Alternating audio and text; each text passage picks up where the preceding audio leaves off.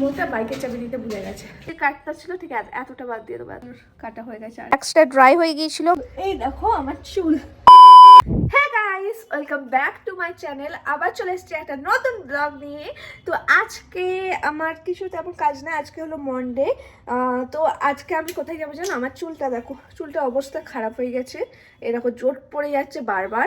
আর আমি আগের যে হেয়ার কাটটা ছিল সেই হেয়ার কাটটা আবার করতে যাচ্ছি। তো কালকে গেছিলাম এক জায়গায় অনুষ্ঠানে, যেখানে ইমরান কে ছিল বাবু, আমি ইমরান আছে কে ছিল, হিমেশ এসেছিল।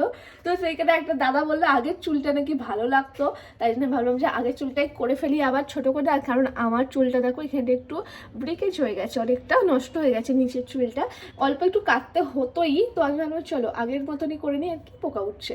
তো আর আজকে হলো মিয়ময়ীর বার্থডে, 32তম বার্থডে, তাই 32 টাকা করে সব খাবার পাওয়া যাচ্ছে। তো চলো মিয়ময়ীতে যাবো, এখন কিছু খাবার কিনবো, আসার পথে আমার চুলটা কেটে তারপরে ঘরে আসবো। তো চলো পুরো দিনটা কি করছি না করছি দেখতে থাকো, সঙ্গে থাকো, তাড়াতাড়ি আমি রেডি হয়ে যাই। তার আগে চলো, এখন রেডি হয়ে আমরা এখন যাচ্ছি। প্রথমে যাবো মিয়ময়ী, তারপর যাবো স্যালনে। চলো। ও এমন মোটা বাইকের চাবি দিতে ভুলে গেছে, এই দেখেছো কি বদমাইশ, নিয়েছো তো, খালি বাইকের চাবি ভুলে যায়। তো চলো যাই নিচে। এখন গাড়ি বার করছে আর তোমাদের দেখাই। আর এই দেখো আমার বর গাছ লাগিয়েছিল, এরকম গাঁদা গাছ, এখান থেকে ওই লাইন ধরে এরকম লাগিয়েছে, পুরো গাছগুলো হয়ে গেছে। গাইস এখন মিয়মি থেকে আমাদের নেওয়া হয়ে গেছে, অনেক কিছু নিয়েছি। তো চলো দেখাবো পরে তোমাদের, তার আগে যাই কি হলো সেটাই। এত পার্সেল চলে এসছে বাবু, গাড়িটা দেখো। মিয়মি থেকে এত কিছু নিয়ে চলে এসেছি, তার উপর পুরো পার্সেল চলে এসছে। দেখো 4টে পার্সেল, 2টো কল এসেছিল, দুজনে তো কলই করিনি জানে আমার, তো এখানে দিয়ে চলে গেছে। এখন নিয়ে যাবো উপরে, একবার চলো সালন থেকে একবার নিয়ে যাবো। এখন উপরে ডাইরেক্ট উপরে স্যালনে যাই। তো গাইস আমি এখন চলে এসেছি স্যালনে, আর এখন দেখো আমি কি বলবো, করবো, চুল কাটিং করব, ঠিক আছে। আগের যে কাটটা ছিল ঠিক আছে, এতটা বাদ দিয়ে দেবো, এতটা ঠিক আছে। তো কাটিং করব, কেমন লাগছে তোমাদের দেখাবো চলো। আর ও করবে না, এখন ভিডিও শ্যুট করবো বলে ও এসছে। তো গাইস এখন ঠান্ডা পানিতে আমি মাথা শ্যাম্পু করছি। তো চুল কাটার আগে শ্যাম্পু করবো, আর কি ঠান্ডা পানি, বাপরে। আমার চুল কাটা হয়ে গেছে, আর একটুখানি বাকি আছে, দেখো। তো গাইস ভিডিওতে আগে যাওয়ার আগে আমি ভাবলাম তোমাদের সঙ্গে একটা জিনিস শেয়ার করি, যেটা আমি কিছুদিন আগে ইউজ করছি। আর স্যালনে তো অনেকে যায় ফেসিয়াল হেয়ার রিমুভ করার জন্য, সেখানে গিয়ে তো ওয়্যাক্স করতে অনেক টাইম লাগে, আর ঘরে নিজে কিভাবে ওয়্যাক্স করব বুঝতেই পারা যায় না। তো আজকে তোমাদের সঙ্গে এমন একটা প্রোডাক্ট শেয়ার করবো, সেটা ইউজ করে, এই প্রোডাক্টটা ইউজ করে তোমরা অনেক সহজে ঘরে বসে ফেসিয়াল হেয়ার রিমুভ করতে পারবে। তো আমি কিছুদিন ধরে ইউজ করছি আরবান ইয়োগের ব্রাজিলিয়ান ফেস ওয়্যাক্স। তো এটা কিভাবে ইউজ করি আর কেমন এটা ইউজ করতে হয় তোমাদের দেখাই চলো। এটা হলো আরবান ইয়োগের Brazilian face wax, all natural hair remover. তোমরা যারা ফেসে ওয়্যাক্স করতে ভয় খাও, আর পার্লারে গিয়ে অত সময় থাকে না ওয়্যাক্স করার জন্য, বাড়িতে করতে চাও না, মানে কেমন ভাবে করতে হবে জানো না, তাদের জন্য এটা অনেক সুন্দর একটা কিট। তোমরা এটা কিনতে পারো, অনেক কম দামে তোমরা পেয়ে যাবে, আর ঘরে বসে তোমাদের ফেসিয়াল হেয়ার রিমুভ করতে পারবে।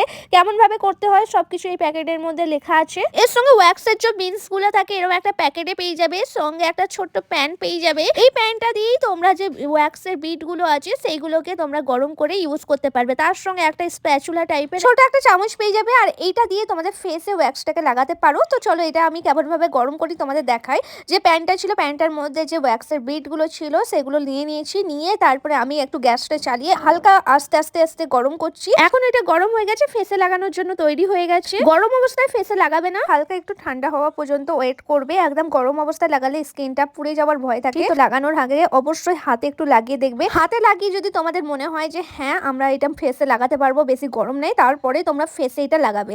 আমি আমার যেখানে ফেসিয়াল হেয়ার আছে সেখানে লাগাচ্ছি অল্প অল্প করে, পুরো ফেসটাই আমি লাগাবো না। আমার যেখানে ফেসিয়াল হেয়ার রিমুভ করা আছে সেখানে লাগিয়ে দিয়েছি। কিছুক্ষণের মধ্যে এই ওয়্যাক্সটা ড্রাই হয়ে গিয়েছিল, মানে শুকিয়ে গিয়েছিল। তারপরে এটাকে আস্তে আস্তে আমি তুলে দিচ্ছি। আর এটা কিন্তু suitable for all skin type, তো তোমরা এটা সবাই ইউজ করতে পারো। আর এটা দেখো ইউজ করার পরে কতটা ফেসিয়াল হেয়ার বেরিয়েছে, পুরো ফেসটা আমার ক্লিন হয়ে গেছে। তো তোমরা পুরো ফেসে এটা ব্যবহার করতে পারো, অনেক সুন্দরভাবে কাজ করে। তো গাইস তোমরা দেখলে কত সুন্দরভাবে ফেসিয়াল হেয়ার ঘরে বসেই তোমরা রিমুভ করতে পারবে। আর আমার ঠোঁটে এখানে জটঠোঁটো বেরিয়েছে, যেটা তোমরা আগেই বললাম, তার জন্য একটু লাল হয়ে আছে। তো আমার শরীরটা এমনিতে অনেকটা খারাপ, কোনো ব্যাপার না, জটঠোঁটোটাকে রাখো সাইডে, আর তোমাদের এখানে যেটা দেখালাম তোমরা সেটাকে ফোকাস করো।